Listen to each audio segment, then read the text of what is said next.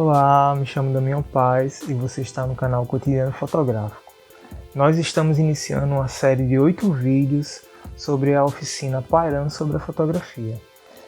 Esse projeto foi aprovado pela Lei Aldir Blanc, né? Então ele tem um patrocínio da Lei Aldir Blanc, Fundação José Augusto, Governo do Estado do Rio Grande do Norte, Secretaria Especial de Cultura, Ministério do Turismo e Governo Federal. E essa série de vídeos nós vamos abordar os seguintes assuntos. O primeiro vídeo será a origem da fotografia e seus princípios básicos. No segundo vídeo nós vamos falar de equipamentos e suas evoluções tecnológicas. No terceiro vídeo, como achar e aproveitar a melhor luz. No quarto vídeo, nós vamos falar sobre enquadramento. Quinto vídeo, composição. No sexto vídeo, nós vamos falar sobre como fotografar com o celular, né? Então nós vamos aproveitar todo esse conhecimento que a gente viu nos outros vídeos e aplicar na fotografia de celular. No sétimo vídeo, nós vamos falar sobre redes sociais específicas e exclusivas para fotógrafos. E no oitavo vídeo, nós vamos ensinar como inscrever suas fotografias em concursos que ficam rolando pela web, nesses aplicativos e em missões também, que você pode estar aí ganhando premiações com concursos, né, e missões em plataformas específicas para fotógrafos. Bora lá então. A origem da fotografia. Como é que a fotografia surgiu, né? A fotografia estourou em 1839, poucos meses após a comunicação do processo fotográfico de Louis Daguerre. Uma nova profissão, uma nova tecnologia, uma nova forma de arte e uma nova mania tinha criado o corpo. Tanto em Paris como em Londres, as casas de instrumentos ópticos, onde se podia comprar lentes, e as farmácias, onde os reagentes químicos eram compráveis, foram repentinamente assediados por entusiastas da fotografia, ansiosos por adquirir suas próprias câmeras e preparar suas próprias chapas. Os balcões da cidade floresciam com caixas de formas estranhas que apontavam para a rua. Zanzando por perto, ansiosos fotógrafos contavam de relógio em punho os minutos necessários para gravar, sobre uma chapa sensível, a imagem de uma árvore, de um poste de iluminação, de um edifício mais interessante. Tal excitamento e atividade espalharam-se pelo mundo. Em 1853, nada menos que 10.000 americanos produziam 3 milhões de fotos, e 3 anos mais tarde, a Universidade de Londres já incluía a fotografia no seu currículo. Uma nova vocação e uma nova profissão tinham nascido.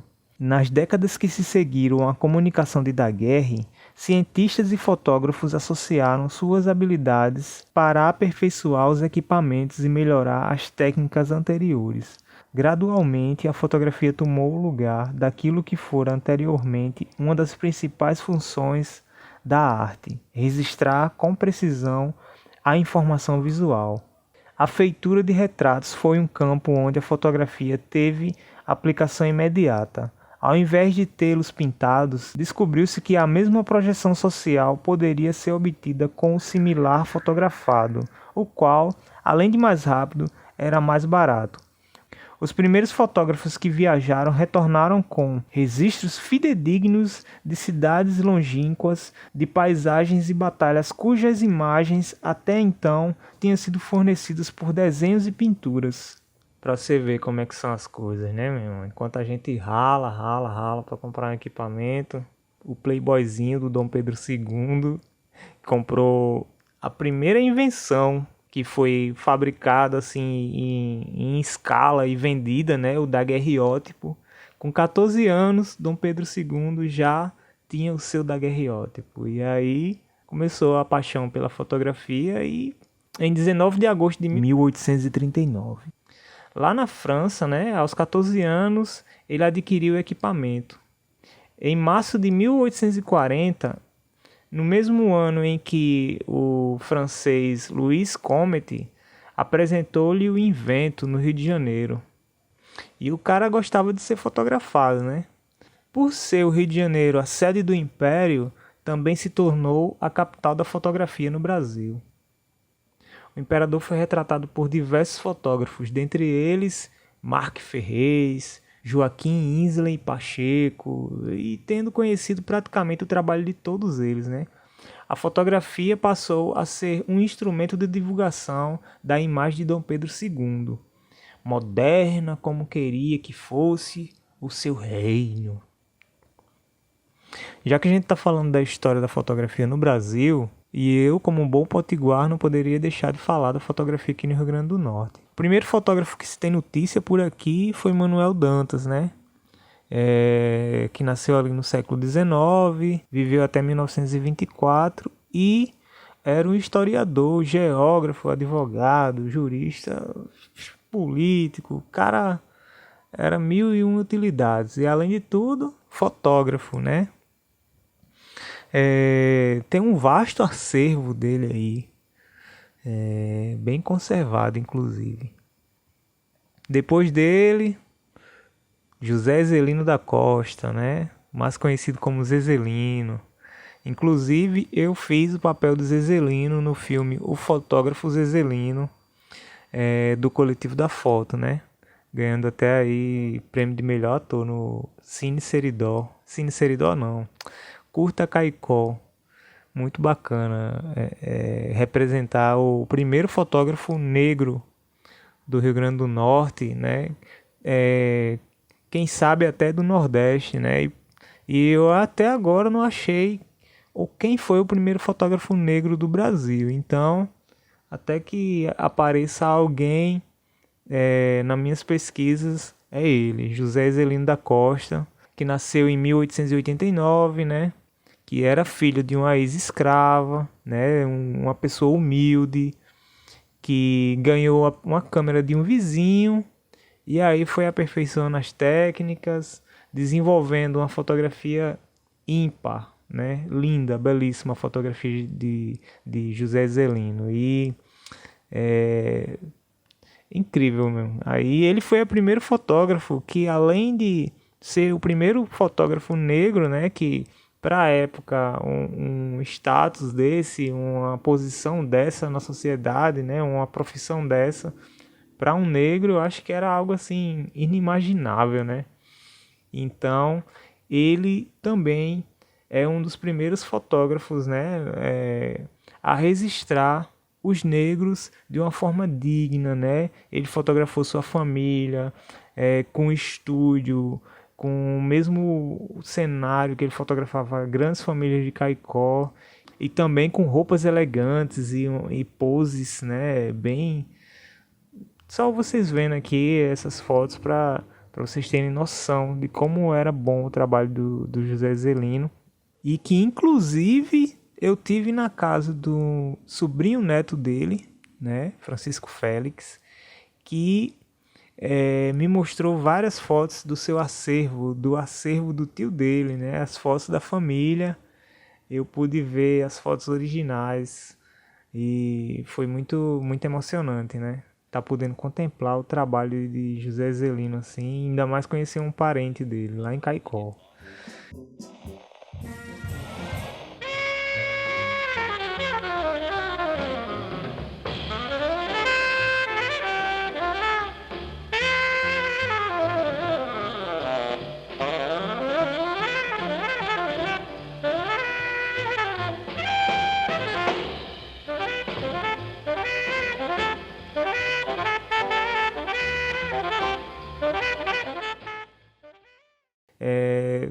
É isso, né, gente? Esses foram alguns exemplos, né? Mas tiveram outros grandes fotógrafos aqui no Rio Grande do Norte também.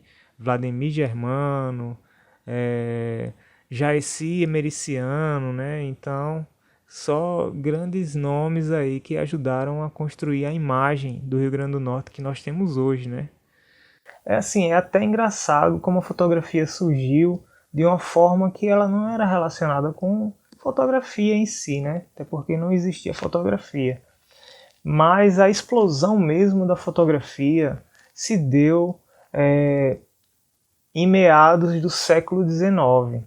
Só que a fotografia, né, na verdade a história da fotografia começa muito antes disso, porque a fotografia, os métodos que levaram até o desenvolvimento da fotografia em si, eles já eram usados por pintores, né, porque se usava uma câmera obscura para observar detalhes, para observar o comportamento da luz e tudo mais. Então, desde a época de Aristóteles, por exemplo, já se sabia, né, já se conhecia o fenômeno de observar contornos de imagens em um quarto escuro, né, sendo que a luz entrando através de um pequeno orifício fazia com que na outra parede fosse reproduzida essas imagens, né, muito ainda sem definição, né?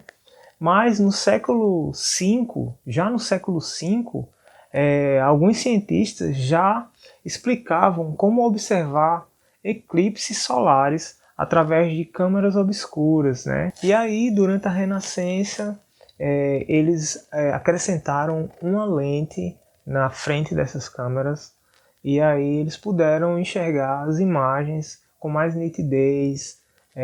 Então essas câmeras elas eram utilizadas por pintores, por desenhistas, a fim de chegar a uma imagem com mais detalhes, com a proporção melhor, né? Então eles faziam o uso de câmeras obscuras para poder aperfeiçoar suas técnicas de pintura e de desenho. E aí no século VII, né, ela já estava reduzida a uma caixa, né, menor, portátil, em que as pessoas que utilizavam delas para fazer desenhos e pinturas podiam levar para qualquer canto para poder estar ali copiando as imagens que eles viam através da câmera obscura, né? E desde essa época, né, como eu já falei, já existiam a utilização de objetivas, de lentes já. Só que se observava uma imagem, mas não se fixava ela em nenhum canto. Apenas se observava aquela imagem ali, que era registrada, não registrada, que era observada naquele momento, né? E então imagine você, né? O desejo de que essas pessoas tinham de poder fixar aquela imagem que era observada na câmara obscura, né? Fixar em algum lugar para poder contemplar ela depois. E aí foi uma questão que fez com que cientistas, matemáticos, físicos, químicos se unissem para fazer com que pesquisas fossem realizadas para saber qual eram os materiais, os melhores materiais para poder fazer com que a luz que chegava na câmara obscura fosse fixada em algum lugar que se transformasse numa imagem, né? Antes de 1826, todas as imagens elas eram efêmeras, né? Aquilo que se observa e por aquele instante ali, somente, né? Ou então alguns químicos tinham descoberto algumas fórmulas para fixar imagens, mas elas sumiam logo depois, né? Era algo muito efêmero. Foi Joseph Nicéphore Niepce, a primeira pessoa, né, que em 1826, em busca de facilitar o seu processo de cópia de desenhos, ele começou a estudar a maneira como o asfalto e outros reagentes químicos, né, solventes e tudo mais, como eles se comportavam ao receber a luz. A primeira fotografia da história, em 1826, foi criada por ele através de vários experimentos que ele vinha fazendo. E é muito interessante essa história, porque Niepce ele estava pesquisando um método automático de copiar desenho a traços nas pedras de litografia, a fim de facilitar o seu trabalho como litógrafo, né? Ele sabia que com um certo tipo de asfalto, chamado bertume da Judéia, endurecia quando exposto à luz. Dissolveu o asfalto em óleo de lavanda, um solvente usado em vernizes, e cobriu com esta mistura de chapa de peltre, uma liga de estanho com antimônio, cobre e chumbo, muito usado na época para a fabricação de utensílios finos de cozinha e mesa, né? Então, basicamente foi esse aí os produtos que ele utilizou para fazer a química, né? Foi aí que Niepce, né, no verão de 1826, conseguiu o grande feito de capturar e gravar a primeira fotografia, né? Ele preparou todo o material e deixou exposto por um dia inteiro, né, por longas horas, a fim de capturar a luz para que ela conseguisse gravar as imagens que estavam na frente da objetiva, né? E quando ele passou o óleo de lavanda para limpar o material da mistura que ele tinha feito, ele percebeu que ali estava gravada a paisagem, né, que dava para ver da sua janela, ou seja, vários telhados, mas é essa a primeira fotografia que se tem notícia da história, né? Como era de se esperar, uma técnica dessas, essa descoberta chamou muita atenção, né, das pessoas, e foi aí que o parisiense Louis Daguerre entrou em contato com Niepce e os dois acabaram se tornando amigos e trocaram correspondências por vários anos. Mas, infelizmente, o Niepce veio a falecer em 1933, antes mesmo de descobrir que os seus experimentos com o Daguerre iriam revolucionar o mundo e iria dar grandes passos para o que hoje nós chamamos de fotografia. E aí, em 1839, Louis Daguerre anuncia na comunidade científica e todo mundo fica sabendo da sua nova invenção, o daguerreótipo, que iria mudar de vez o rumo da fotografia. Em 1888, George Westman criou sua primeira câmera caixote e, a partir de então, a fotografia tornou-se uma das mais incríveis e revolucionárias invenções e mais popular forma de fazer arte. Agora eu quero desmentir uma fake news aí que a galera cai sempre. Eu já vi várias pessoas compartilhando um meme, né, que é considerado um meme, que é o da primeira câmera fotográfica do mundo. Aí mostra uma câmera gigante de quase 4 metros, com várias pessoas ali para operar ela. E ainda tem gente que comenta: se essa é a primeira câmera, quem fotografou ela? Porém, gente, essa não foi a primeira câmera fotográfica. Essa câmera gigante que vocês estão acostumados a ver aí, ela foi apelidada de A Mamute, né? Acontece que as fotografias feitas pelas câmeras menores, pelo daguerreótipo, elas tinham uma fotografia mais ou menos de 28 por 36 centímetros, né?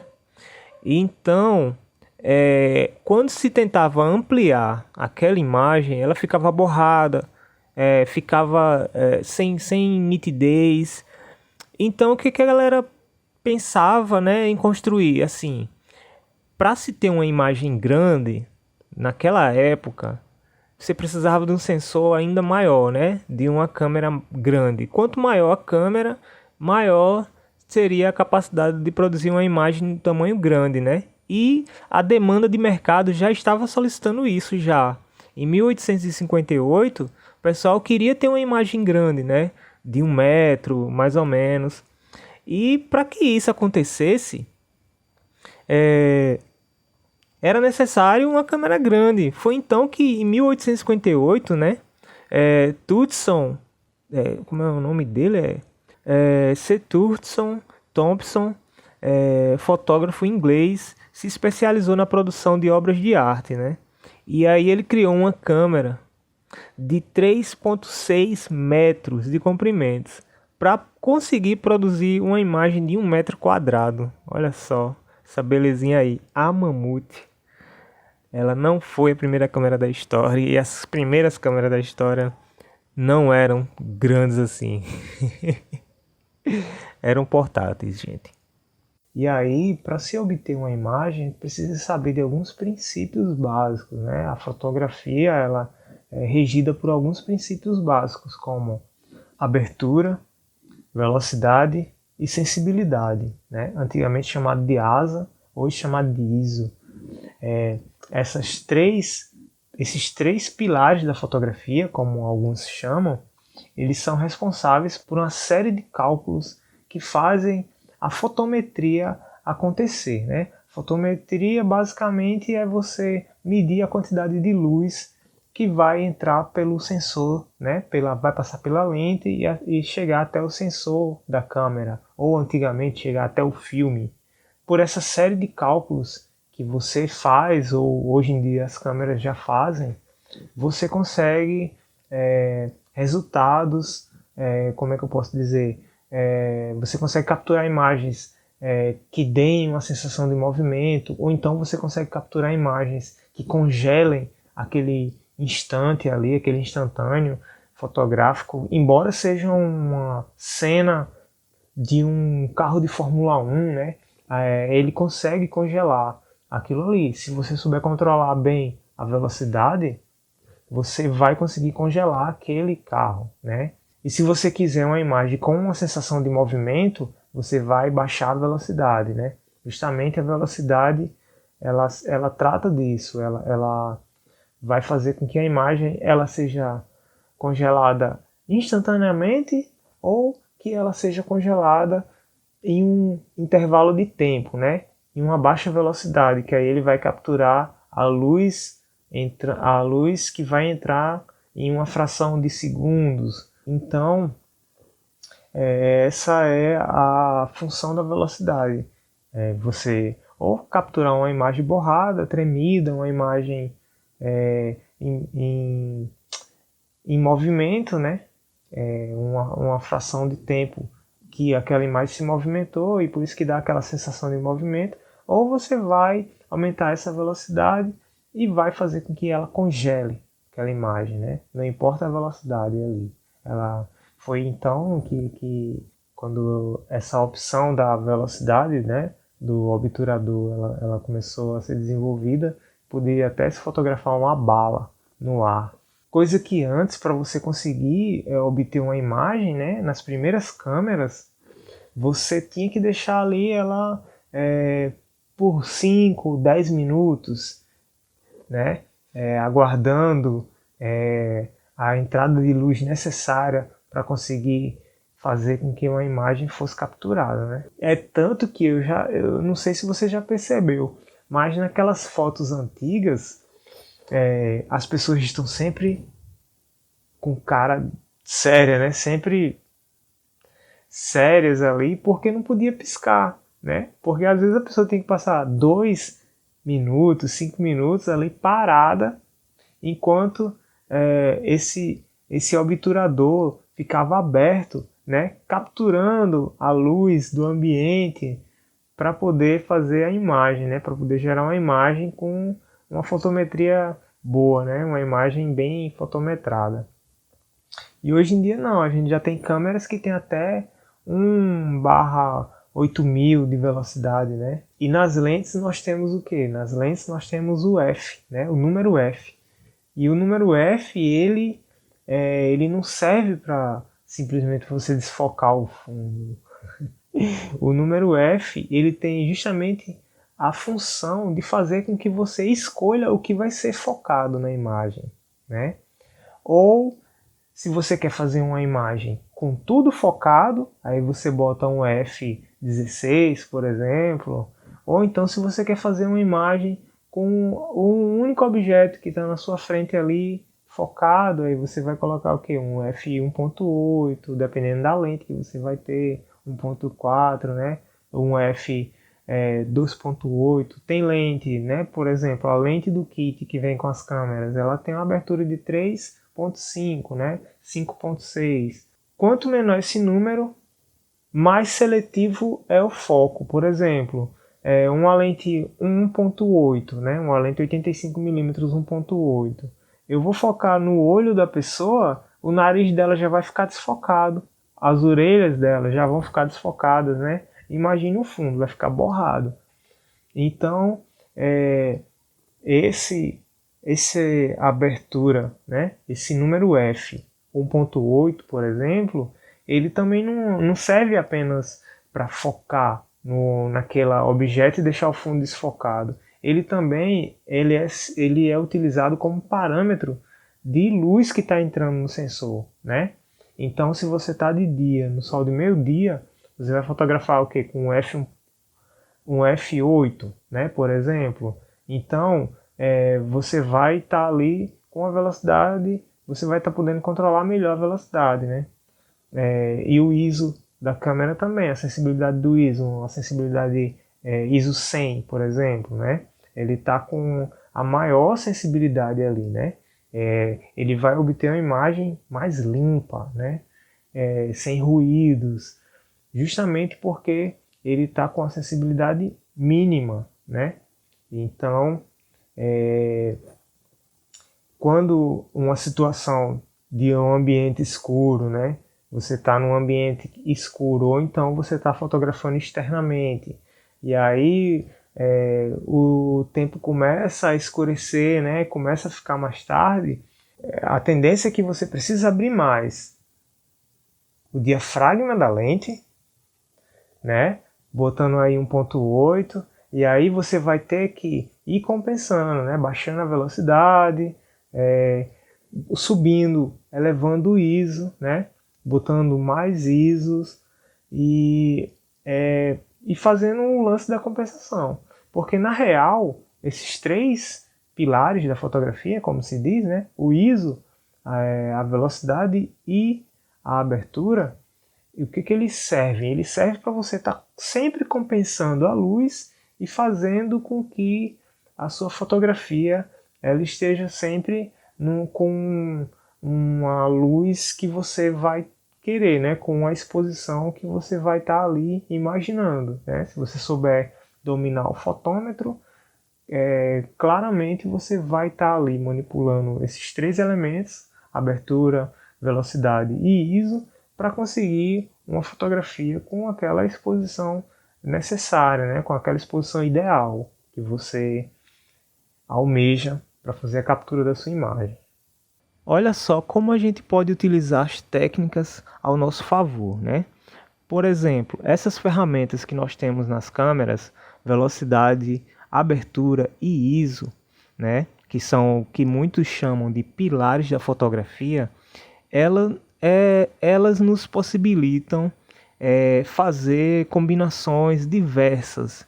E foi utilizando dessas combinações que eu consegui fazer uma longa exposição para capturar a Via Láctea, por exemplo, né? Em um ambiente bastante escuro, nós podemos elevar o ISO, baixar a velocidade e utilizar a lente ali numa abertura interessante que seja capaz de capturar a luz das estrelas, né? Então, fazendo essas combinações em um ambiente adequado, né? Bastante escuro. Aí ainda não estava totalmente escuro, porque de lá a gente não observava, mas lá na frente tinha um povoadozinho e a luz desse vilarejo, né? Dessa rua, ela conseguiu chegar até nós, né? E essa combinação, né? A sensibilidade do sensor foi capaz de captar aquela luz também, né? E eu simplesmente adoro esse tipo de fotografia. Então, pessoal, no próximo vídeo nós vamos falar sobre equipamentos e suas evoluções tecnológicas. Um recado importante. Eu vou botar aqui um link para você se inscrever, tá bom? Porque eu estou aqui fazendo essas explicações, né?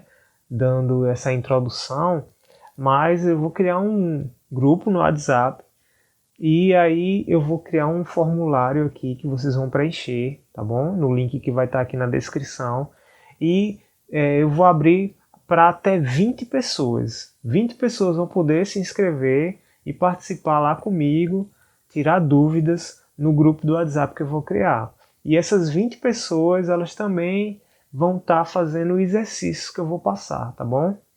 Então é isso, se você gostou aí já se inscreve no canal, né? Deixa teu like nesse vídeo, compartilha, convida teus amigos porque vamos ter vários vídeos interessantíssimos que vocês vão aprender a aplicar todas essas técnicas que eu estou mostrando para vocês conseguirem fotografar com o smartphone, tá bom?